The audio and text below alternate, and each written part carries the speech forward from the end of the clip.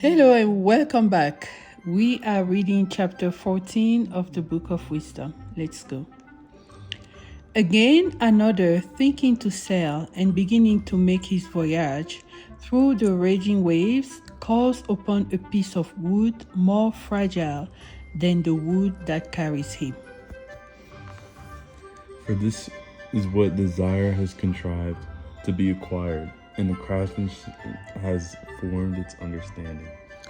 But your providence, O Father, governs because you have provided for both a way in the sea and a very reliable path among the waves.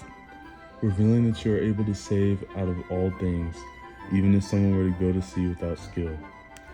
But so that the works of your wisdom might not be empty, therefore men trust their souls even to a little piece of wood, and crossing over the sea by raft, they are set free. But from the beginning, when the proud giants were perishing, the hope of the world fleeing by boat gave back to future ages a seed of birth which is governed by our hand. For blessed is the wood through which justice is made. But through the hand that makes the idol, both it and he who made it is accursed. He indeed, because it has been served by him, and it because, though it is fragile, it is called God. But the impious and his impiety are similarly offensive to God. For that which is made together with him who made it will suffer torments. Because of this, according to the idolatries of the nations, there will be no refuge. For the things created by God have been made into hatred and into a temptation for the souls of men and into a snare for the feet of the foolish. For the beginning of fornication is the search for idols, and from their invention comes corruption of life. For they neither existed from the beginning, nor will they exist forever. For by the great emptiness of men they came into the world, and therefore their end is soon discovered. For a father embittered with the suffering of grief made an image of his son, who had been suddenly taken away from him, and then he who had died as a man now begins to be worshipped as if a god, and so rites and sacrifices are established among his servants. Then, in the course of time, iniquity gains strength within this erroneous custom, so that this error has been observed as if it were a law, and this figment has been worshipped at the command of tyrants.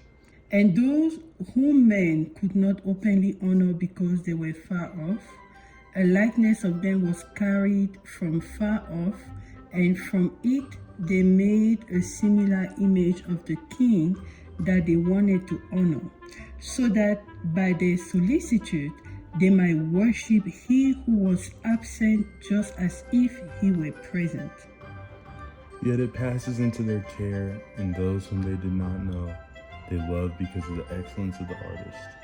For he, wishing to please the one who hired him, embellished his art so as to fashion a better likeness. But the multitude of men brought together by the beauty of the work now considered him to be a god, whom they had formerly honored as a man. And this was the deception of human life, that men, serving either their own inclination or their kings, assigned the unutterable name to stones and woods. And it was not enough for them to go astray concerning the knowledge of God, but also, while living in a great war of ignorance, they caused so many and such great evils peace. For either they sacrificed their own sons, or they make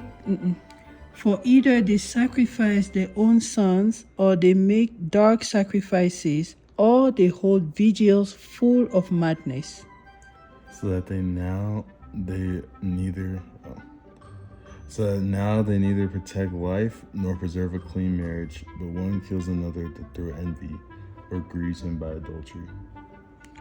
And all things are mixed together: blood, murder, theft and fraud, corruption and infidelity, disturbances and perjury, disorder within good things. Forgetfulness of God, pollution of souls, alteration and procreation, inconstancy of marriage, unnatural adultery, and homosexuality. For the worship of unspeakable idols is the cause, and the beginning and the end of all evil. For they either act with madness while happy, or they insistently speak wild lies, or they live unjustly, or they are quick to commit perjury. For while they trust in idols which are without a soul, voying evil, they hope not to be harmed themselves. Therefore, from both sides, it will fittingly happen, because they have thought evil of God, paying attention to idols, and because they have sworn unjustly, and God despising justice.